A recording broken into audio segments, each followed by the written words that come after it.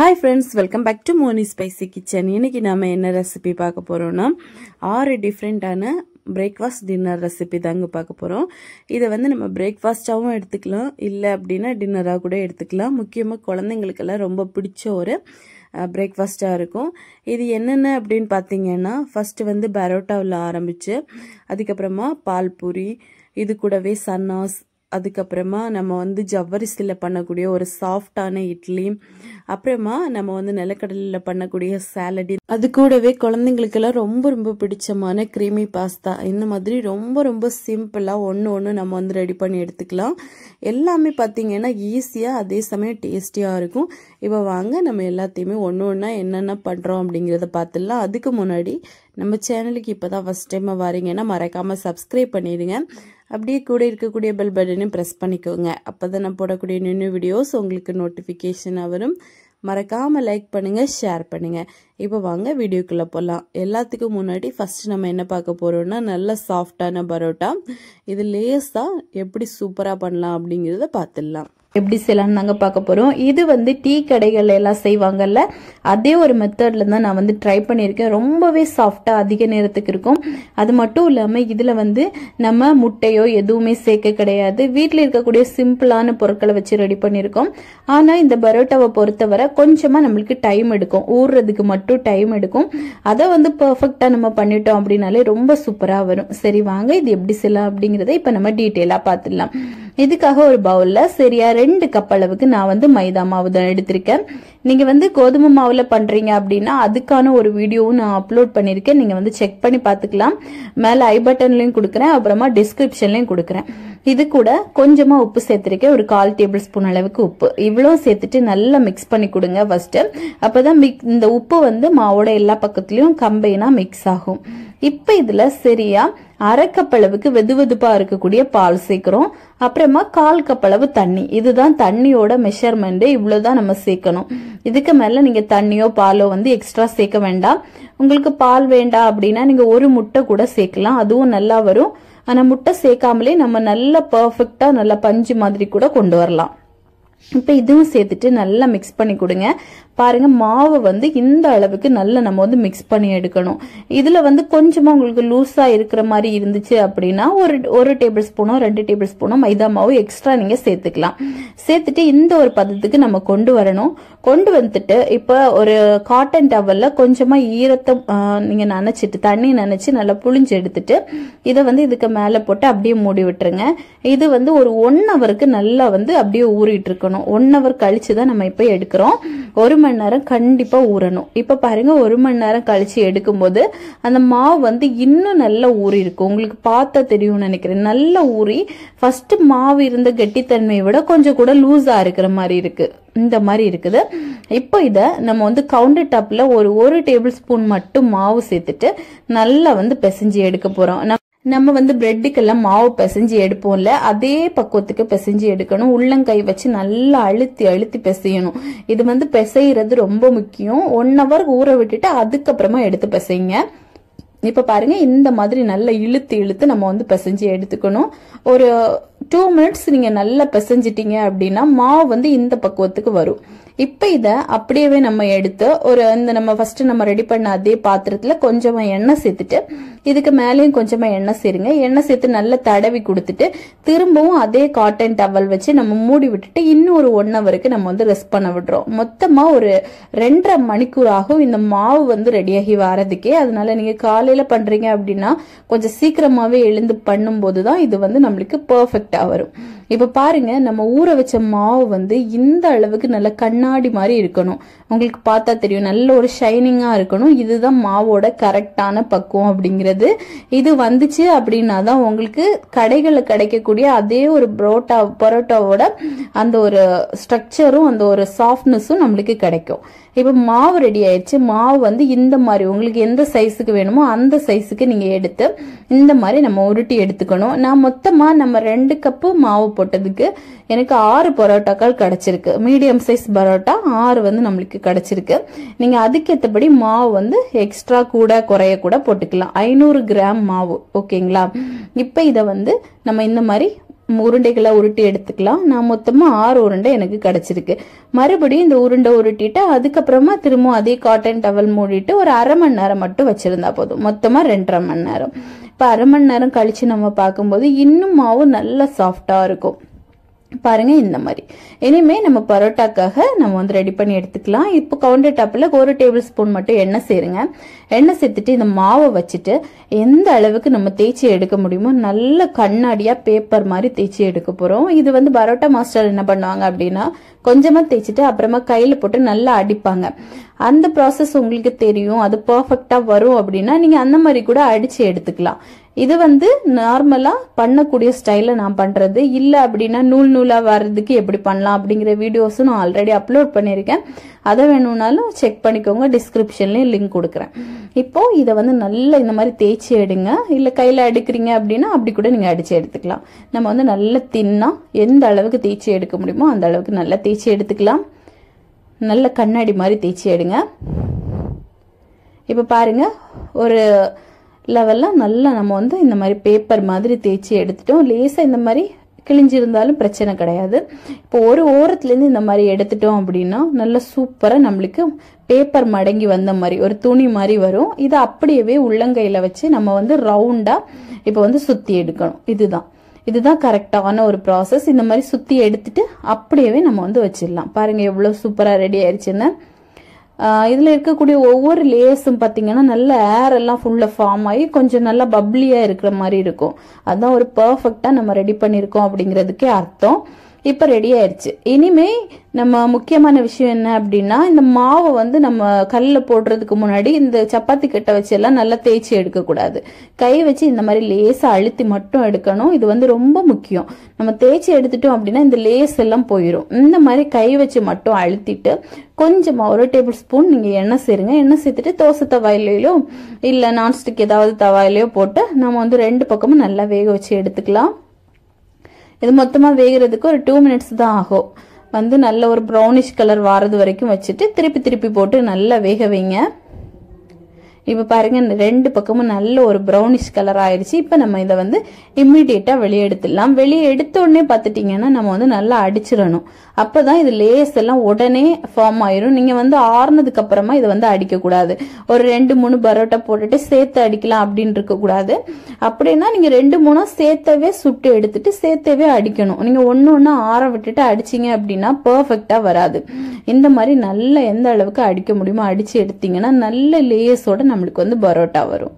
பாருங்க எவ்வளவு சூப்பரா வந்திருக்குன்னு. கடைகள்ல கிடைக்கக்கூடிய அதே ஒரு ஸ்ட்ரக்சர்ல உள்ள எல்லாம் நல்லா வந்து சூப்பரா வரும்.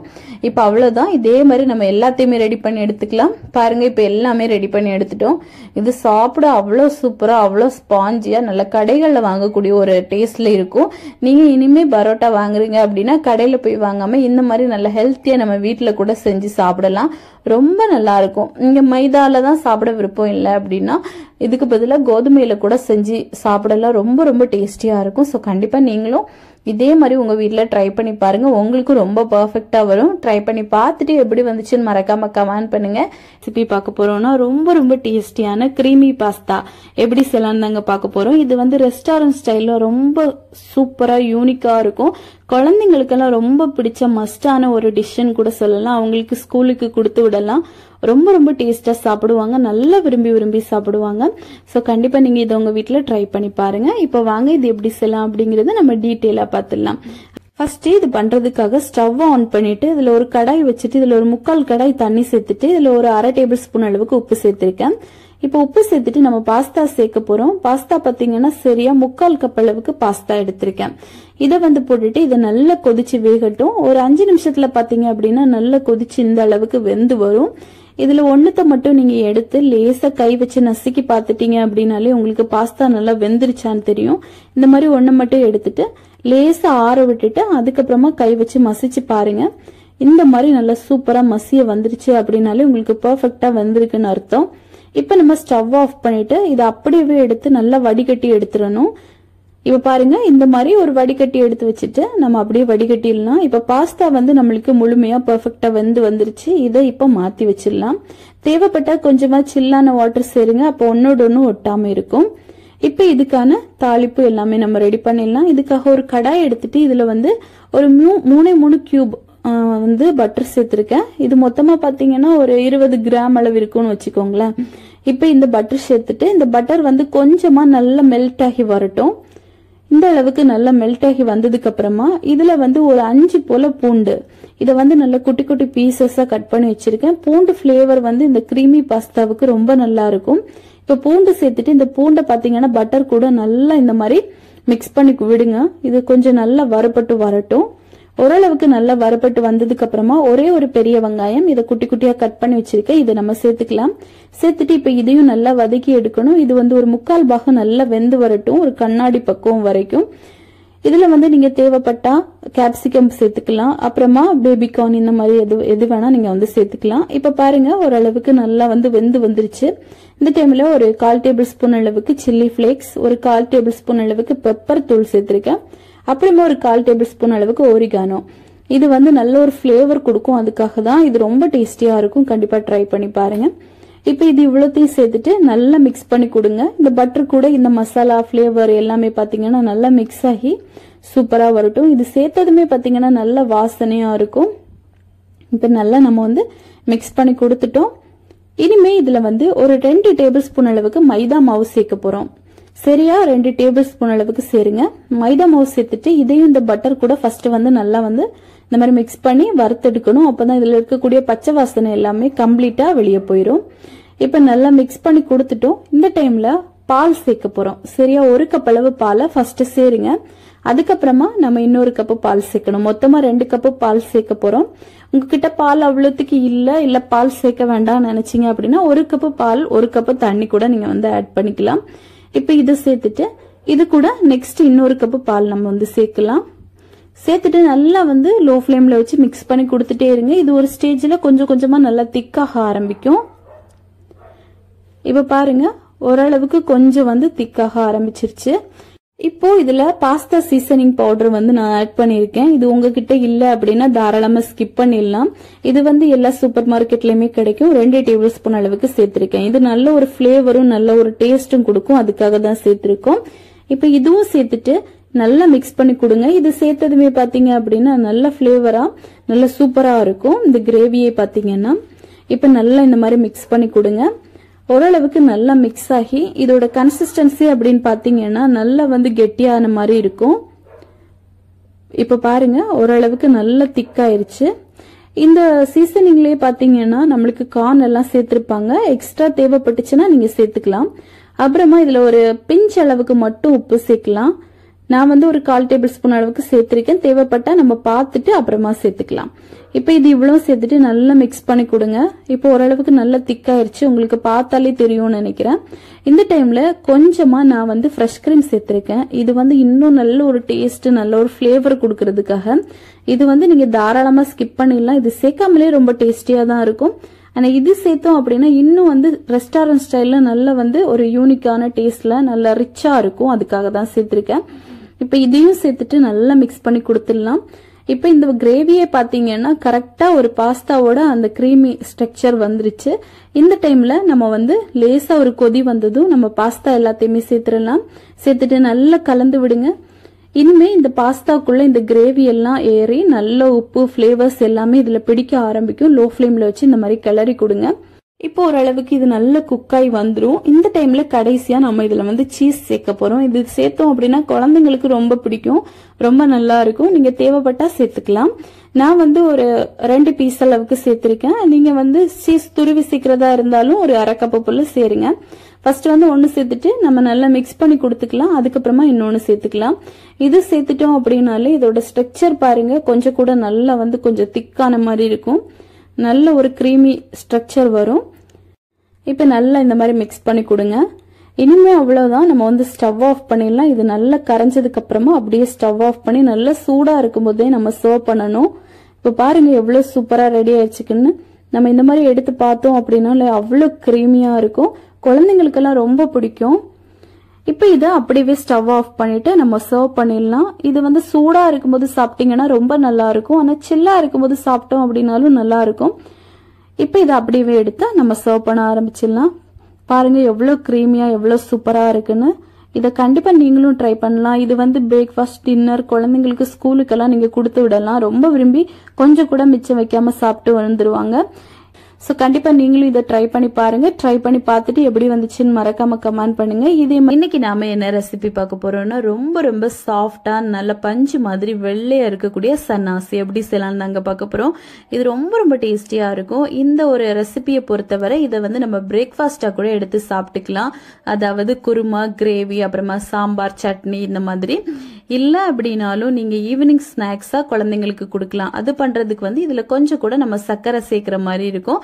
ரொம்ப விரும்பி சாப்பிடுவாங்க. சரி வாங்க இது எப்படி செய்யலாம் அப்படிங்கறத இப்ப நம்ம டீட்டெயிலா பாத்துடலாம். ஃபர்ஸ்ட் இது பண்றதுக்காக ஒரு பவுல்ல பாத்தீங்கன்னா 2 கப் அளவுக்கு இந்த மாதிரி குண்டு அரிசி தான் எடுத்திருக்கேன். நார்மலா நம்ம ரைஸ் எல்லாம் வேக வைப்போம்ல அந்த அரிசி. இதுக்கு பதிலா நீங்க வந்து கேரளா அரிசி கூட எடுத்துக்கலாம். சம்பா அரிசின்னு சொல்லுவாங்க. இந்த மாதிரி குண்டா இருக்கும். அது கூட நீங்க வந்து எடுத்துக்கலாம். அது வந்து ரொம்ப வெள்ளையா வராது, கொஞ்சம் கலர் சேஞ்ச் ஆகுற மாதிரி இருக்கும். இந்த மாதிரி அரிசி எடுத்துட்டோம் அப்படின்னா நல்ல ஒயிட் கலர்ல வரும். இப்ப இதுல ஒரு 1/4 கப்பு போல நம்ம வந்து ஜவ்வரிசி சேர்க்கிறோம். அப்புறமா 1/2 கப் அளவுக்கு உளுந்து, இது கூட 1 டீஸ்பூன் அளவுக்கு நம்ம வந்து வெந்தயம் சேர்க்கிறோம். நம்ம நார்மலா இதுக்கு முன்னாடி தட்டு இட்லி எப்படி பண்ணலாம் அப்படிங்கிற ஒரு வீடியோ போட்டிருந்தேன். அதே ஒரு ரேஷியோ தான் இதுக்குமே. இதுல நீங்க தேவைப்பட்டா 1 கப் அளவுக்கு பச்சை அரிசி கூட சேர்க்கலாம். அதுவும் ரொம்ப நல்லா வரும். நம்ம வந்து நார்மலா பண்றதுனால இந்த மாதிரியே பண்ணுவோம். இப்ப இதை ஒரு 3ல இருந்து 4 தண்ணி போல நல்லா வந்து நம்ம கழுவி வாஷ் பண்ணி எடுத்துட்டு வந்துடலாம். இப்ப பாருங்க நல்லா நம்ம வந்து கழுவி எடுத்துட்டு வந்துட்டோம். இப்ப இதுல தண்ணி விட்டு இதை ஒரு 7 மணி நேரம் நல்லா வந்து நம்ம வந்து ஊற வைக்கணும். இது ஊறுறது ரொம்ப முக்கியம். இப்ப இது நல்லா ஊறிட்டு இருக்கட்டும். அதுக்கப்புறமா நம்ம மிச்ச வேலைகளை பார்க்கலாம். இது வந்து நம்ம நார்மலா அரிசியெல்லாம் ஊற வச்சு அரைச்சி புளிக்க வைக்கிற மாதிரி இருக்காது. நம்ம வந்து ஊற வைக்கிறதுக்கு மட்டும்தான் டைம் எடுக்கும். நம்ம புளிக்க வைக்கிறது ரொம்ப டைம் எடுக்காது. அதான் இதோட ஒரு ட்ரெடிஷ்னலா இது செய்யக்கூடிய மெத்தட் அப்படின்னு கூட சொல்லலாம். சரி இதை மூடி வச்சுட்டு இப்ப நம்ம ஒரு 7 மணி நேரம் ஊற விட்டுடலாம். இப்ப பாருங்க ஒரு 7 மணி நேரம் ஆயிடுச்சு. நல்லா வந்து ஊறி வந்திருக்கு. நான் இதை ஃப்ரிட்ஜில் தான் அதுக்கப்புறமா எடுத்து வச்சிருந்தேன். அதனால நல்லா சில்லுன்னு இருக்குது. இதை நம்ம அப்படியே கூட மிக்சியில போட்டு அரைக்கலாம். அப்போ மிக்சி ஜார் வந்து கொஞ்சம் நல்லா இருக்கும். நம்மளுக்கு அதிகமா ஹீட்டும் ஆகாது. இப்ப இதுல பகுதி அளவு நம்ம வந்து ஊற வச்ச அரிசி, உளுந்து, அப்புறமா ஜவ்வரிசி எல்லாத்தையுமே நம்ம பகுதி அளவு எடுத்துக்கலாம். பகுதியை வந்து 2வது அரைச்சிக்கலாம். இப்ப இதுல நம்ம சரியா 1 கப் அளவுக்கு போல துருவின ஃப்ரெஷ்ஷான தேங்காய் வந்து கண்டிப்பா சேர்க்கணும். சேர்த்துட்டு இது மூழ்கிற அளவுக்கு தண்ணியும் சேர்த்து இதை நல்லா பேஸ்டா அரைச்சி எடுத்துட்டு வந்துடணும். இப்ப நம்ம அரைச்சி எடுத்துட்டு வந்துடலாம். பாருங்க நல்ல பேஸ்டா அரைச்சி எடுத்தாச்சு. இப்ப இதை வந்து நம்ம ஒரு பவுல்ல சேர்த்துடலாம். எல்லாத்தையும் சேர்த்துட்டேன். இனிமே மிச்சமா இருக்கக்கூடிய அந்த அரிசி, உளுந்து எல்லாம் பார்த்துட்டீங்கன்னா நான் அரைச்சி எடுத்துட்டேன். இதை வந்து நெக்ஸ்ட் டே நம்ம தேவைப்படும் போது எடுத்துக்கலாம். இப்ப நம்மளுக்கு போதுமான அளவு இது மட்டும்தான். இப்ப இதை வந்து மாத்தி வச்சுட்டு நம்ம வந்து கொஞ்சமா ஒரு பவுல் எடுத்துட்டு இதுல ஒரு 1/4 கப்பு போல தண்ணி, சூடான தண்ணி தான் சேர்க்கிறோம், வெது வெதுப்பான தண்ணி. இதுல வந்து ஒரு 1.5 டேபிள் ஸ்பூன்ல இருந்து ஒரு 2 டேபிள் ஸ்பூன் போல சர்க்கரை சேர்க்கிறோம், சுகர். அப்புறமா ஒரு 1/2 டேபிள் ஸ்பூன் போல ஈஸ்ட். இதை வந்து நல்லா ரைஸ் ஆக நம்ம இப்போ விடணும். அதுக்காக தான் இப்போ இந்த ஈஸ்ட் சேர்த்துட்டு நல்லா வந்து மிக்ஸ் பண்ணி கொடுங்க. இந்த சர்க்கரை இது எல்லாமே நல்லா மிக்ஸ் ஆயிட்டு இதை மூடி போட்டு நம்ம வந்து ஒரு கிட்டத்தட்ட ஒரு 10 நிமிஷம் அப்படியே வச்சுட்டோம் அப்படின்னா இது நல்லா ரைஸ் ஆகி வரும். இப்போ இதை நல்லா மூடி போட்டுட்டு நம்ம வந்து ஒரு 10 நிமிஷம் கழிச்சு ஓப்பன் பண்ணி பார்க்கலாம். பாருங்க எந்த அளவுக்கு நல்லா பொங்கி வந்திருக்குன்னு. இப்போ இதை அப்படியே எடுத்து நம்ம ரெடி பண்ணி வச்சிருக்கோம்ல மாவு, அந்த பேட்டர்ல இதை அப்படியே சேர்த்துடலாம். சேர்த்துட்டு நல்லா மிக்ஸ் பண்ணி கொடுங்க. இந்த மாதிரி பண்ணும்போது இது சீக்கிரமாவே நல்லா ஃபர்மெண்ட் ஆகி நல்லா பொங்கி வரும். அதுக்காக தான். இப்போ இதை நல்லா மிக்ஸ் பண்ணி நம்ம கொடுத்தாச்சு. கொடுத்துட்டு தேவையான அளவுக்கு உப்பு போட்டுக்கலாம். நான் வந்து ஒரு 1/2 டேபிள் ஸ்பூன் போல உப்பு வந்து இது கூடவே சேர்க்கிறேன். சேர்த்துட்டு இப்போ நல்லா கலந்து வச்சுக்கலாம். நல்லா வந்து கலந்துருங்க. கலந்துட்டு இப்போ இதை வந்து நம்ம ஒரு 2.5 மணி நேரத்துலேருந்து ஒரு 3 மணி நேரம் வரைக்கும் இதை வந்து நல்லா வந்து ஃபர்மெண்ட் ஆக விட்டுடலாம். இதுவே கொஞ்சம் ஹீட்டான பிளேஸ் அப்படிங்கிற பட்சத்தில் ஒரு 1 மணி நேரத்துலேயே நல்லா வந்து பொங்கி வரும். இப்போ நம்ம இதை வந்து மூடி போட்டு கொஞ்சம் ஹீட்டான பிளேஸ்லேயே வைக்கலாம். எனக்கு பார்த்துட்டிங்கன்னா கிட்டத்தட்ட ஒரு 2.5 மணி நேரம் ஆயிடுச்சு இது நல்லா உப்பி வர்றதுக்கு. இப்போ பாருங்க எந்த அளவுக்கு நல்லா பொங்கி இந்த அளவுக்கு புளிச்சு வந்திருக்குன்னு. இப்போ நம்மளுக்கு பேட்டர் வந்து ரெடி. இதை வந்து ரொம்ப போட்டு மிக்ஸ் பண்ணக்கூடாது, கொஞ்சமாக ஜென்டலாக மிக்ஸ் பண்ணணும். அதுக்காக மிக்ஸ் பண்ணாமலும் விடக்கூடாது.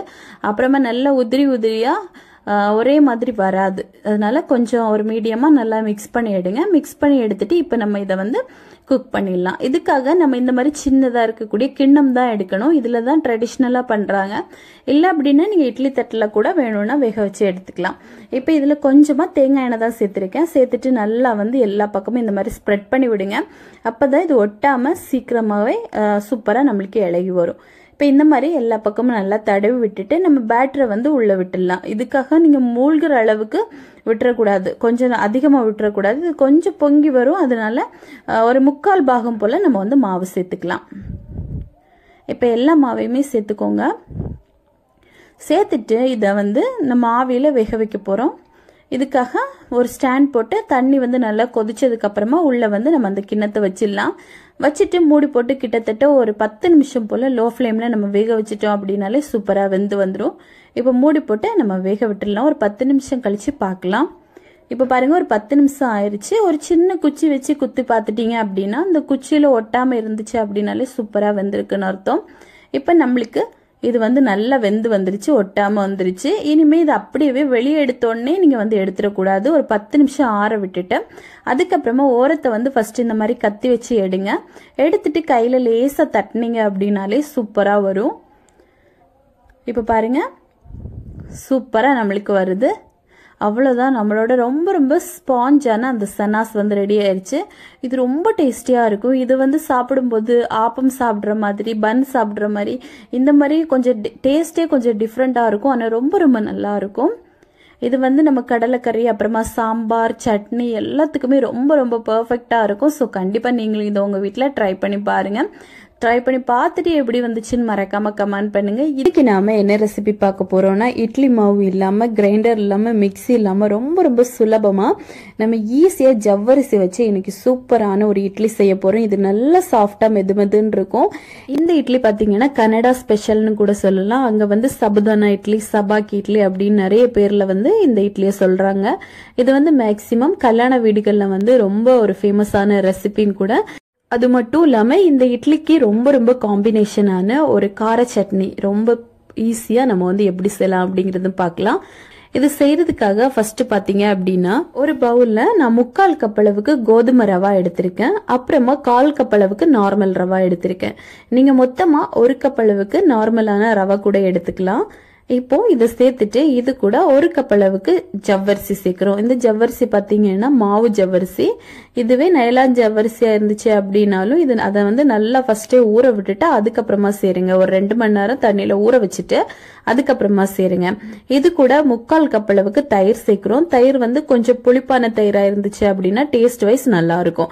தேவையான அளவுக்கு உப்பு போட்டுக்கலாம், ஒரு 1/2 டேபிள் ஸ்பூன் அளவுக்கு. அப்புறமா 3/4 கப் அளவுக்கு தண்ணி. இவ்வளவு சேர்த்துட்டு இதை நல்லா வந்து மிக்ஸ் பண்ணி கொடுங்க. இது அந்த ரவா அப்புறமா ஜவ்வரிசி எல்லாமே இந்த தண்ணி தயிர் கூட நல்லா வந்து மிக்ஸ் ஆகணும். ஓரளவுக்கு நல்லா இந்த மாதிரி மிக்ஸ் பண்ணி கொடுங்க. மிக்ஸ் பண்ணி கொடுத்துட்டு இதை வந்து மூடி போட்டு நம்ம வந்து ஒரு 1/2 மணி நேரம் ரெஸ்ட் பண்ண விட்டுடலாம். அப்பதான் இந்த ஜவ்வரிசியும் நல்லா ஊறி வரும். அது கூட ரவை எல்லாமே நல்லா வந்து ஊறி கிடைக்கும். அந்த டைம்ல நம்ம வந்து சிம்பிளா பண்ணக்கூடிய சட்னி ரெடி பண்ணிடலாம். இதுக்காக ஒரு மண் சட்டி தான் எடுத்திருக்கேன். மண் சட்டியில நம்ம பண்ணும்போது டேஸ்ட் வந்து ரொம்ப நல்லா இருக்கும். ட்ரை பண்ணி பாருங்க. இப்ப இதுல 1 டேபிள் ஸ்பூன் அளவுக்கு தேங்காய் எண்ணெய் சேர்த்திருக்கேன். இதுல 1 டேபிள் ஸ்பூன் அளவுக்கு நிலக்கடலை, அப்புறமா 3 பூண்டு, கொஞ்சம் பெரிய சைஸ் பூண்டு அப்படிங்கறனால 3 இல்லைன்னா 5 சேர்த்துக்கோங்க. இது கூட 2 வரமிளகாய் சேர்த்திருக்கேன். சேர்த்துட்டு இப்ப இவ்வளோத்தையும் ஃபர்ஸ்ட் வந்து லேசா இந்த மாதிரி ரோஸ்ட் பண்ணி எடுத்துக்கலாம். கொஞ்சம் வந்து வறுபட்டதும் ஒரே ஒரு வெங்காயம், பெரிய வெங்காயம், அதை குட்டி குட்டியா கட் பண்ணி வச்சிருக்கேன். அதை வந்து இது கூட சேர்த்துடலாம். சேர்த்துட்டு இதையும் வந்து லேசா வதக்கி விடுங்க. இந்த வெங்காயமும் கொஞ்சம் நல்லா வதங்கி வரட்டும். ஒரு 3/4 பாகம் கொஞ்சம் நல்லா வதங்கி வந்ததும் இதுல வந்து 2 தக்காளி, நல்ல பழுத்த தக்காளியா மீடியம் சைஸ் அளவு இருக்கக்கூடிய தக்காளி 2 தக்காளி சேர்த்திருக்கேன். இப்ப இந்த தக்காளியும் சேர்த்துட்டு நல்லா வந்து நம்ம மிக்ஸ் பண்ணி கொடுக்கணும். இந்த தக்காளி வெங்காயம் அப்புறமா நம்ம சேர்த்திருக்கக்கூடிய அந்த பூண்டு எல்லாமே பார்த்துட்டீங்கன்னா கொஞ்சம் நல்லா வேகணும். லோ ஃப்ளேம்ல வச்சே வேக விடுங்க. ஹை ஃப்ளேம்ல வச்சுட்டீங்கன்னா சீக்கிரமாவே கரிஞ்சிரும். அதனால லோ ஃப்ளேம்ல வச்சு கொஞ்சம் வேக விட்டுடலாம். அப்புறமா இது கொஞ்சம் வெந்ததும் இதுல ஒரு துண்டு அளவுக்கு புளி சேர்த்துக்கலாம். புளிப்பு இருந்துச்சு அப்படின்னா தான் கொஞ்சம் நல்லா இருக்கும். அப்புறமா தேவையான அளவுக்கு உப்பு, ஒரு 1/2 டேபிள் ஸ்பூன். இப்ப இதையும் சேர்த்துட்டு நல்லா மிக்ஸ் பண்ணி கொடுங்க. இப்போ ஓரளவுக்கு இது நல்லா வந்து வெந்து வரட்டும். அதுக்கப்புறமா இதை நல்லா ஆற வச்சுட்டு நம்ம வந்து ஒரு மிக்சியில போட்டு அரைச்சி எடுத்துக்கலாம். இப்ப நான் வந்து ஆல்ரெடி அரைச்சி எடுத்துட்டேன் கொஞ்சமா தண்ணி சேர்த்து. இப்போ அதே கடாயில கொஞ்சமா ஒரு 2 டேபிள் ஸ்பூன் போல தேங்காய் எண்ணெய் தான் சேர்த்திருக்கேன். சேர்த்துட்டு எண்ணெய் வந்து கொஞ்சம் சூடானதும் 1/2 டேபிள் ஸ்பூன் கடுகு, ஒரு 1/2 டேபிள் ஸ்பூன் அளவுக்கு உளுத்தம் பருப்பு சேர்த்திருக்கேன். அப்புறமா நம்ம வந்து கருவேப்பிலை போட்டுக்கலாம். இது கொஞ்சம் பொரிஞ்சதும் கருவேப்பிலை ஃப்ரெஷ்ஷா சேர்த்துக்கோங்க, அப்பதான் வாசனை நல்லா இருக்கும். இப்போ இவ்வளவு சேர்த்துட்டு இது கொஞ்சம் வறுபட்டதும் நம்ம வந்து அரைச்சி எடுத்திருக்கோம்ல அந்த பேஸ்ட், அதை அப்படியே இதுல சேர்த்துடலாம். எனக்கு கிட்டத்தட்ட 1 கப் அளவுக்கு நம்ம அரைச்ச பேஸ்ட் வந்து கிடைச்சிச்சு. அப்புறமா ஒரு 1/4 கப் போல தண்ணியும் சேர்த்துருங்க. சேர்த்துட்டு இப்போ இதை நல்லா மிக்ஸ் பண்ணி கொடுக்கலாம். இப்போ இந்த பேஸ்ட் பாத்தீங்கன்னா கொஞ்சம் நல்லா வத்தி வரணும், அவ்வளவுதான். அதுக்காக லோ ஃப்ளேம்ல வச்சு இதை கொஞ்சம் கொதிக்க விட்டுடலாம். கொதிக்கும் போது கொஞ்சம் கவனமா பாருங்க, இந்த மாதிரி தெறிக்க ஆரம்பிக்கும். இப்ப பாருங்க ஓரளவுக்கு கொஞ்சம் வத்தி வந்துட்டே இருக்கு. இந்த மாதிரி நம்ம நல்லா வறுபட்டதுக்கு அப்புறமும் அரைச்சிட்டு இந்த மாதிரி சேர்க்கும் போது இதோட டேஸ்ட் வந்து நல்லா இருக்கும். கண்டிப்பா ட்ரை பண்ணி பாருங்க. இப்போ அவ்வளவுதான், நம்மளோட டேஸ்டியான சட்னி வந்து ரெடி ஆயிடுச்சு. இதை மாத்தி வச்சிடலாம். இப்போ அந்த டைம்ல நம்ம வந்து 1/2 மணி நேரம் கழிச்சு நம்ம ஊற வச்சிருந்ததை பார்த்தோம் அப்படின்னா இது நல்ல கெட்டியா ஊறி இருக்கும். உங்களுக்கு எடுக்கும் போதே தெரியும், இந்த அளவுக்கு நல்ல கெட்டியா ஊறி இருக்கும். இப்ப இந்த ஜவ்வரிசி ரவை எல்லாமே சூப்பரா ஊறி வந்திருக்கு. இப்போ ஒரு முறை இந்த மாதிரி நல்லா கிளறி கொடுத்துட்டு இதுல வந்து தண்ணி சேர்த்துக்கலாம். அதே 3/4 கப் அளவுக்கு தண்ணி சேருங்க. இதோட பக்குவம் அப்படிங்கிறது இட்லி மாவு பதத்துக்கு இருக்கணும், அப்பதான் நம்மளுக்கு இட்லி வந்து ரொம்ப சூப்பரா வரும். இப்ப பாருங்க, இதை நல்லா தண்ணி சேர்த்து மிக்ஸ் பண்ணி கொடுத்துக்கலாம். கொடுத்துட்டு நம்ம வந்து இதுல கொஞ்சமா கருவேப்பிலை நான் வந்து கட் பண்ணி சேர்க்க போறேன். நீங்க வந்து கருவேப்பிலைக்கு பதிலா கொத்தமல்லி, புதினா எது வேணா இருந்துச்சுன்னா நீங்க வந்து கட் பண்ணி சேர்க்கலாம். அப்போ இதோட வாசனை, ஃபிளேவர் அப்புறமா நல்லா இருக்கும், ரொம்ப நல்லா இருக்கும். அதுக்காக தான் சேர்த்திருக்கோம். அப்புறமா இதுல ஈனோ 1 டீஸ்பூன் அளவுக்கு சேர்க்கிறோம். உங்களுக்கு ஈனோ பிடிக்காது அப்படின்னா நீங்க ஒரு 1/4 டீஸ்பூன் அளவுக்கு பேக்கிங் சோடா கூட சேர்த்துக்கலாம். சேர்த்துட்டு இப்ப நல்லா மிக்ஸ் பண்ணி கொடுத்துக்கோங்க. இப்ப இது சேர்த்துட்டு நம்ம உடனேவே இதை வந்து குக் பண்ண ஆரம்பிச்சிடணும். ஒரு முறை நல்லா கிளறி கொடுத்துட்டு இதை வேக விட்டுடலாம். பாருங்க, இந்த ஈனோ சேர்த்ததுமே இந்த பேட்டர் வந்து நல்லா உப்பி வருது. கொஞ்சமா இந்த மாதிரி பபிள்ஸ் எல்லாம் வர ஆரம்பிக்குது இல்ல, இது ஒரு பெர்ஃபெக்டான ஸ்டேஜ்னு கூட சொல்லலாம். இந்த டைம்ல நம்ம வந்து இட்லி தட்டை எடுத்துட்டு அதுல கொஞ்சமா ஆயில் மட்டும் அப்ளை பண்ணிருங்க. அப்ளை பண்ணிட்டு தடவி விட்டுட்டீங்க அப்படின்னா எடுக்கிறதுக்கு நம்மளுக்கு ஈஸியா வரும். அதனால இந்த மாதிரி பண்ணலாம். பண்ணிட்டு இப்ப வந்து பேட்டரை நம்ம வந்து இட்லி தட்டுல இந்த மாதிரி ஊத்திடலாம். எல்லாத்தையும் ஊத்திக்கோங்க. எனக்கு கிட்டத்தட்ட பாத்தீங்கன்னா மாவுல 12 இட்லிகள் கிட்ட கிடைச்சிருக்கு. அதுக்கேற்றபடி உங்களுக்கு கூட குறைய வேணும்னா நீங்க பார்த்து சேர்த்துக்கலாம். இப்ப நம்ம இட்லி பேட்டரை இட்லி தட்டுல ஊத்திட்டு தண்ணி கொதிச்சதுக்கு அப்புறமா தான் வைக்கணும், அது ரொம்ப முக்கியம். இல்ல அப்படின்னா இட்லி வராது. நார்மலாவே எந்த இட்லி பண்றீங்க அப்படின்னாலும் தண்ணி கொதிச்சதுக்கு அப்புறமா தட்ட வைங்க. இப்ப வந்து நம்ம எல்லாத்தையுமே வச்சிடலாம். வச்சுட்டு மூடி போட்டு ஒரு லோ ஃப்ளேம்ல வச்சு 10 நிமிஷம் மட்டும் வேக விட்டுலாம். ரொம்ப சூப்பரா வெந்து வரும். இப்போ 10 நிமிஷம் நல்லா வேகட்டும். இப்ப பாருங்க, ஒரு 10 நிமிஷம் ஆயிடுச்சு. நம்மளுக்கு சூப்பரா இட்லி வந்திருக்கு. ஒரு குச்சியோ கரண்டியோ வச்சு லேசா நீங்க வந்து உள்ள குத்தி பாத்தீங்க அப்படின்னா கரண்டியில இந்த மாதிரி ஒட்டாம வரணும். அப்ப சூப்பரா வெந்துருச்சுன்னு அர்த்தம். இப்ப வந்து இதை வெளியே எடுத்து வச்சுட்டு தண்ணி எல்லாம் தெளிக்கணும்னு அவசியம் இல்லை. இதை அப்படியே வெளியே வச்சு கொஞ்சம் ஆற விட்டுடலாம். ஆறுனதுக்கு அப்புறமா ஒரு ஸ்பூன் வச்சு எடுத்தீங்க அப்படின்னா ரொம்ப சூப்பரா இலகி வரும். இப்ப பாருங்க, இந்த மாதிரி ரொம்ப சூப்பரா இலகி வரும். இது வந்து மேக்சிமம் ஹாஸ்டல்ல எல்லாம் நிப்பாங்க இல்ல பிள்ளைங்க, அவங்களுக்கெல்லாம் இட்லி சாப்பிடணும் அப்படின்னா இந்த மாதிரி இன்ஸ்டண்டா மிக்சியோ கிரைண்டரோ இல்லாம நம்ம ஈஸியா கூட இந்த மாதிரி செஞ்சு சாப்பிடலாம். அவங்களுக்கெல்லாம் ரொம்ப ஒரு யூஸ்ஃபுல்லான ஒரு ரெசிபின்னு கூட சொல்லலாம். இப்ப பாருங்க எவ்வளவு சூப்பரா நம்மளுக்கு ரெடி ஆயிருக்குன்னு. இப்ப இதே மாதிரி எல்லாத்தையுமே நம்ம ரெடி பண்ணி எடுத்துக்கலாம். இதை வந்து சூடா சாப்பிடுங்க, அப்பதான் ரொம்ப ரொம்ப நல்லா இருக்கும். நான் சொன்ன மாதிரி அதே சட்னியும் இந்த இட்லியும் வச்சு சாப்பிட்டீங்க அப்படின்னா ஒரு 10 இட்லி சாப்பிட்டா கூட பத்தாது, அவ்வளோ டேஸ்டியா இருக்கும். ஸோ கண்டிப்பா நீங்க எல்லாருமே இதை உங்க வீட்டுல ட்ரை பண்ணி பாருங்க. ட்ரை பண்ணி பார்த்துட்டு எப்படி வந்துச்சுன்னு மறக்காம கமெண்ட் பண்ணுங்க. இன்னைக்கு நாம என்ன ரெசிபி பார்க்க போறோம்னா ரொம்ப ரொம்ப டேஸ்டியான நல்ல புரோட்டீன் ரிச் அதிகமா இருக்கக்கூடிய பீனட் சாலட் எப்படி பண்ணலாம்னு பார்க்க போறோம். முக்கியமா குழந்தைங்கள்ல இருந்து பெரியவங்க வரை எல்லாருமே இது சாப்பிட்டுக்கலாம். நிலக்கடலையில ரொம்பவே புரோட்டீன்ஸ் நிறையவே இருக்கு. ஸோ கண்டிப்பா உடம்புக்கு ரொம்ப நல்லது. அது மட்டும் இல்லாம ஈவினிங் டீ டைம் நீங்க ஸ்நாக்கா கூட இதை வச்சு சாப்பிடலாம், ரொம்ப விரும்பி சாப்பிடுவாங்க. முக்கியமா குழந்தைங்களுக்கு கூட நீங்க வந்து ஸ்நாக் பாக்ஸா இதை கொடுத்து விடலாம். ரொம்பவே புரோட்டீன் ரிச் அதிகமா இருக்கக்கூடியது. சரி வாங்க இது எப்படி செய்யலாம்னு பார்க்கலாம். இப்போ 1 கப் அளவுக்கு நிலக்கடலை எடுத்து இதை வந்து ஒரு 2 மணி நேரம் நல்லா வந்து ஊற வச்சு வச்சிருக்கேன். இப்ப இதை குக்கர்ல போட்டு ஒரு 6 விசிலுக்கு நம்ம நல்லா வேக வச்சு எடுத்திருக்கோம். கொஞ்சமா உப்பு போட்டு தான் வேக வச்சு எடுத்திருக்கேன். இது நம்ம நசுக்கி பார்த்தோம் அப்படின்னா நல்லா சாஃப்டா வந்து நம்மளுக்கு இந்த மாதிரி நசுங்கு கிடைக்கணும். இதுதான் ரொம்ப பெர்ஃபெக்டான ஒரு பக்குவம் அப்படிங்கிறது. நல்லா வெந்து கிடைக்கணும். இப்போ இதை நல்லா வடிகட்டிட்டு இந்த நிலக்கடலையை ஒரு பவுல்ல சேர்த்துக்கோங்க. இப்போ எல்லாத்தையுமே நம்ம சேர்த்துக்கலாம். ஊற வைக்கிறதும் ரொம்ப முக்கியம். நிலக்கடலை ஊற வச்சு நம்ம வேக வச்சோம் அப்படின்னா தான் நல்லா வெந்து கிடைக்கும். இப்போ இதுல ஒரு 1/4 டீஸ்பூன் அளவுக்கு நம்ம வந்து மிளகாய் தூள் மட்டும் சேர்த்துக்கலாம். காரம் அதிகமா சேர்த்துட்டோம் அப்படின்னாலும் குழந்தைங்களுக்கு ரொம்ப பிடிக்காது, கம்மியா அதனால சேர்த்திருக்கேன். இதுல ஒரு கேரட், கொஞ்சமா கொத்தமல்லி தழை கட் பண்ணி வச்சிருக்கேன், ஒரே ஒரு பெரிய வெங்காயம் கட் பண்ணி வச்சிருக்கேன். இந்த அளவு போதும். நீங்க தேவைப்பட்டா இதுல வந்து வெள்ளரிக்காய் சேர்த்துக்கலாம், மாங்காய் சேர்த்துக்கலாம், அப்புறமா பீட்ரூட் சேர்த்துக்கலாம். உங்களுக்கு தேவைப்படுற எந்த வெஜிடபிள்ஸ் வேணா நம்ம சாப்பிட ஏத்த மாதிரி நீங்க வந்து சேர்த்துக்கலாம். இப்ப இவ்வளவு சேர்த்துட்டு இது எல்லாத்தையும் நல்லா வந்து மிக்ஸ் பண்ணி கொடுங்க. இந்த ரெசிபியை பொறுத்தவரை ரொம்ப சிம்பிளா நம்ம வந்து செஞ்சு முடிச்சிடலாம். ஃபைனலா கடைசியா ஒரு 1/4 துண்டு போல நம்ம வந்து லெமன் பிழிஞ்சு விட்டுக்கலாம். இது வந்து லேசான ஒரு புளிப்பு டேஸ்டோட இருக்கும் போது சாப்பிட இன்னும் நல்லா இருக்கும். இப்ப எல்லாத்தையும் சேர்த்து நல்லா வந்து மிக்ஸ் பண்ணி எடுத்துக்கோங்க. இந்த சாலட் பொறுத்தவரை உடம்புக்கும் ரொம்ப நல்லது, அதே நேரத்துல வயிறும் நல்லா நிறைஞ்ச மாதிரி இருக்கும் நம்ம சாப்பிடும்போது.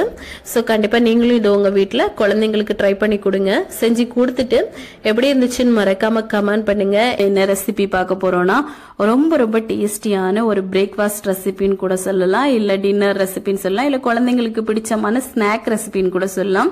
ரொம்ப ரொம்ப எம்மியான பால் பூரி எப்படி செய்யலாம்னு தாங்க பார்க்க போறோம். இது வந்து எல்லாருக்குமே விருப்பமான ஒரு ரெசிபியும் கூட. இது வந்து முக்கியமா குழந்தைங்களுக்கு ரொம்ப ரொம்ப பிடிக்கும். நல்ல ஹெல்த்தியா நம்ம பண்ணியிருக்கோம். ஸோ கண்டிப்பா நீங்களும் இதை உங்க வீட்டுல ட்ரை பண்ணி பார்க்கலாம். பால் பூரி எப்படி செய்யலாம் அப்படிங்கறத நம்ம பார்த்துடலாம். ஃபர்ஸ்ட் இது பண்றதுக்காக ஒரு பவுல் எடுத்துட்டு இதுல வந்து 1/4 கப் அளவுக்கு ரவை சேர்க்கணும். அப்புறமா இது கூடவே 1/2 கப் அளவுக்கு கோதுமை மாவு சேர்த்திருக்கோம். நீங்க கோதுமை மாவுக்கு பதிலா மைதா மாவும் சேர்த்துக்கலாம். 1/2 கப் அளவுக்கு நம்ம கோதுமை மாவு சேர்க்கணும். இப்ப மாவும் சேர்த்துட்டு கொஞ்சமா உப்பு போட்டுக்கலாம், ஒரு 1/4 டீஸ்பூன் அளவுக்கு போட்டுட்டு 1 டேபிள் ஸ்பூன் போல ஃபர்ஸ்ட் தண்ணி விடுங்க. விட்டுட்டு இதை வந்து நல்லா பிசைய ஆரம்பிச்சிடலாம். மொத்தமா இதுல 2 டேபிள் ஸ்பூன் தண்ணி மட்டும்தான் நம்மளுக்கு தேவைப்படும். இந்த மாதிரி நல்ல திக்கான ஒரு பதத்துக்கு நம்ம வந்து பிசைஞ்சு எடுக்கணும். மாவு பாத்தீங்க அப்படின்னா நல்ல தின்னா இருக்கக்கூடாது, அதே சமயம் கொஞ்சம் நல்லா லூஸாவும் இருக்கக்கூடாது, நல்ல கெட்டியான மாவா தான் இருக்கணும். நம்ம இதுல 2 டேபிள் ஸ்பூன் தண்ணி சேர்த்துட்டோம் அப்படின்னா ரொம்பவே பெர்ஃபெக்டா இருக்கும். கை வச்சு இந்த மாதிரி நல்லா பிசைஞ்சு எடுத்துக்கோங்க. நம்ம பிசைய பாத்தீங்க அப்படின்னா இந்த ரவை நல்லா வந்து இறுகம் கொடுக்க ஆரம்பிக்கும். நம்ம இந்த மாதிரி நல்லா பிசைஞ்சு எடுக்கணும். கொஞ்சம் கடினமா தான் இருக்கும், பரவாயில்ல, நம்ம வந்து நல்லா இந்த மாதிரி பிசைஞ்சு எடுத்துக்கலாம். இப்ப நல்லா பிசைஞ்சிட்டோம் பாருங்க. இனிமே இது அப்படியே ஒரு 5 நிமிஷம் அப்படியே ரெஸ்ட் விட்டுருங்க.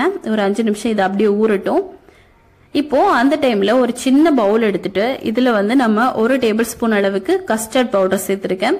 அப்புறமா இது கூடவே 1 டேபிள் ஸ்பூன் அளவுக்கு கார்ன்ஃபிளவர் மாவு எடுத்திருக்கேன். உங்ககிட்ட கஸ்டர்ட் பவுடர் இல்ல அப்படின்னா 2 டேபிள் ஸ்பூன் அளவுக்கு நீங்க கார்ன்ஃபிளவர் மாவு எடுத்துக்கோங்க. அப்புறமா இதுல 1/2 கப் போல பால் சேர்த்து இதை நல்லா வந்து கலந்து நம்ம ஃபர்ஸ்ட் மாத்தி வச்சிடணும். இது எதுக்காக அப்படின்னா நம்ம பால்ல போட்டு மிக்ஸ் பண்ணும்போது நம்ம அப்படியே நேரடியா மாவா சேர்த்துட்டோம் அப்படின்னா கட்டி கட்டியா இருக்க ஆரம்பிக்கும்.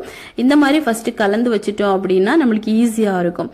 இப்போ இன்னொரு பேன் எடுத்து ஸ்டவ் ஆன் பண்ணி வச்சுக்கோங்க. இதுல வந்து 1/2 லிட்டர் அளவுக்கு பால் சேர்த்து பால் வந்து கொஞ்சம் கொதிச்சதுக்கு அப்புறமா 1ல இருந்து ஒரு 2 டேபிள் ஸ்பூன் போல நம்ம சுகர் ஆட் பண்றோம். இனிப்பு தகுந்தவாறு நீங்க சேர்த்துக்கோங்க. அப்புறமா நம்ம கரைச்சி வச்சிருக்க அந்த கஸ்டர்ட் பவுடர் இருக்குல்ல, அதை வந்து உள்ள விட்டுட்டு நல்லா வந்து மிக்ஸ் பண்ணி கொடுங்க. இதை சேர்த்ததுமே பாத்தீங்க அப்படின்னா இது கொஞ்சம் நல்லா திக்காக ஆரம்பிக்கும். நல்ல கை வச்சு இந்த மாதிரி கரண்டி வச்சு மிக்ஸ் பண்ணி கொடுத்துட்டே இருங்க. மிக்ஸ் பண்ணதுக்கு அப்புறமா நம்ம இதுல வந்து என்ன சேர்க்க போறோம்னா கொஞ்சமா நட்ஸ் சேர்க்கணும். அதுக்கு முன்னாடி 1 டேபிள் ஸ்பூன் அளவுக்கு கேரட் துருவிட்டு நம்ம வந்து சேர்க்கலாம். இது சேர்க்கும் போது நல்ல ஒரு கலரும் கொடுக்கும், அதே சமயம் டேஸ்ட் வைஸ் ரொம்ப நல்லா இருக்கும். இது இருந்துச்சுன்னா சேர்த்தா போதும், ஆப்ஷனல் தான். அப்புறமா நட்ஸ் கொஞ்சமா கட் பண்ணி வச்சிருக்கேன், அதை சேர்த்துக்கலாம். பாதாம் பிஸ்தா நான் வந்து சேர்க்கிறேன். உங்ககிட்ட இருக்கக்கூடிய எந்த நட்ஸ் வேணா நீங்க போட்டுக்கோங்க. இப்ப இவ்வளவு போட்டுட்டு நல்லா வந்து நம்ம மிக்ஸ் பண்ணி கொடுத்துட்டு ஸ்டவ் ஆஃப் பண்ணி இதை நல்லா ஆற விட்டுடலாம். இது கொஞ்சம் நல்லா ஆறட்டும். இந்த பால் பூரியை பொறுத்தவரை நம்ம வந்து சூடாவும் சாப்பிடலாம், அதே சமயம் சில்லுன்னு வச்சுட்டும் சாப்பிடலாம். இப்ப இது வந்து கொஞ்சம் ஆறிட்டு இருக்கட்டும். இந்த டைம்ல நம்ம பூரி பொரிச்சிடலாம். மாவு பாருங்க கொஞ்சம் கூட நல்லா கெட்டியா இருக்கு. இது அப்படியே கவுண்டர் டாப்ல போட்டுட்டு நல்லா வந்து தேய்ச்சி எடுக்கணும். இந்த மாதிரி சப்பாத்தி கட்டை வச்சு நல்லா தேய்ச்சி எடுங்க.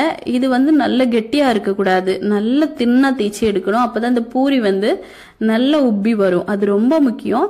நல்லா வந்து தேய்ச்சி எடுங்க. நம்ம சப்பாத்திக்கு எந்த மாதிரி தேய்ச்சி எடுப்போமோ அதே அளவுக்கு நல்ல தின்னாதான் தேய்ச்சி எடுக்கணும். இப்ப வந்து நம்ம கிட்ட இருக்கக்கூடிய எந்த ஒரு டிசைன்லயும் இது கட் பண்ணி எடுத்துக்கலாம். நான் இந்த மாதிரி ஒரு ஃபிளவர் டிசைன் கட்டர் வச்சிருக்கேன், அது வச்சு கட் பண்ணி எடுக்கிறேன். நீங்க வந்து ரவுண்ட் ஷேப்ல ஏதாவது மூடி வச்சு கூட கட் பண்ணி எடுக்கலாம், இல்ல டைமண்ட் ஷேப்ல உங்களுக்கு என்ன ஷேப் வேணுமோ அந்த ஷேப்புக்கு நீங்கள் வந்து கட் பண்ணி எடுத்துக்கலாம். இப்போ நம்ம இந்த அச்சை வச்சு இந்த மாதிரி நல்லா அழுத்தம் கொடுத்துட்டு ஒன்றையும் நம்ம வந்து தனியாக பிரித்து எடுத்துடலாம். இது பார்க்கறதுக்கு நல்ல ஃப்ளவர் டிசைனில் சூப்பராக இருக்கும். அதுக்காக தான் குழந்தைங்க வந்து நல்லா விரும்பி சாப்பிடுவாங்க. இப்போ நம்ம எல்லாத்தையுமே ரெடி பண்ணிட்டோம் பாருங்க. இதை வந்து நல்லா சூடா இருக்கக்கூடிய எண்ணெயில போட்டு பொரிச்சு எடுக்கணும். எண்ணெய் வந்து பாத்தீங்க அப்படின்னா நல்ல ஹை ஃப்ளேம்ல தான் இருக்கணும். போட்ட உடனே அது நல்லா உப்பி வரணும். அதே சமயம் கருக விட்டுறக்கூடாது. ரெண்டு பக்கமும் நல்ல கோல்டன் கலர் ஆனதுமே நீங்க வந்து இதை வெளியே எடுத்துடலாம். இப்ப பாருங்க ரெண்டு பக்கமும் நல்ல ஒரு கோல்டன் கலர் ஆயிட்டு இருக்கு. நல்ல கோல்டன் கலர் ஆனதுக்கு அப்புறமா அதை வெளியே எடுத்துருங்க. ரொம்ப நேரம் போட்டு நம்ம வந்து பொரிச்சிட்டோம் அப்படின்னா இது வந்து கலர் நல்லா சேஞ்ச் ஆகி ப்ரௌன் கலர் ஆகும். அதே சமயம் நல்ல கருகி போன மாதிரி இருக்கும். நம்மளுக்கு சாப்பிட நல்லா இருக்காது. இப்போ அவ்வளவுதான், நம்மளுக்கு வந்து பூரி எல்லாம் ரெடி ஆயிடுச்சு. இதே மாதிரி எல்லாத்தையும் பொரிச்சு எடுத்துட்டோம் அப்படின்னா ரொம்ப சூப்பரா ரெடி ஆயிரும். இப்போ இதை சர்வ் பண்ண வேண்டியதான். ஃபர்ஸ்ட் ஒரு தட்டை எடுத்துக்கோங்க. அதுல வந்து ஃபர்ஸ்ட் இந்த பால் நம்ம ரெடி பண்ணி வச்சிருக்கோம்ல அதை சேர்த்துட்டு அதுக்கு மேலாப்புல பூரி எல்லாம் வச்சிடலாம். பூரி வச்சுட்டு இதுக்கு மேலேயும் கொஞ்சம் வந்து நம்ம பால் சேர்த்து கொஞ்ச நேரம் இதை வந்து ஊற விடணும். இது ஊறும் போதுதான் இந்த பால் எல்லாமே பாத்தீங்கன்னா இந்த பூரிக்குள்ள நல்லா இறங்கும். அதுக்கப்புறமா சாப்பிட ரொம்ப ரொம்ப நல்லா இருக்கும். ஸோ கண்டிப்பா நீங்களும் இதை உங்க வீட்டுல ட்ரை பண்ணி பாருங்க. எக்ஸ்ட்ராவா நம்ம நட்ஸ் எல்லாம் சேர்க்கும் போது குழந்தைங்க இன்னும் நல்லா விரும்பி விருப்பப்பட்டு சாப்பிடுவாங்க. ஸோ நீங்களும் இது உங்கள் வீட்டில் ட்ரை பண்ணி பார்த்துட்டு எப்படி வந்துச்சுன்னு மறக்காம கமெண்ட் பண்ணுங்க. இதே மாதிரி இன்னும் நிறைய ரெசிபிஸ் வேணும்னு நினைச்சீங்கன்னா மோனி ஸ்பைசி கிச்சன் சேனலை செக் பண்ணி பார்க்கலாம். நெக்ஸ்ட் இன்னொரு வீடியோவில் உங்களை சந்திக்கும் வரை டேக் கேர். பாய் பாய்.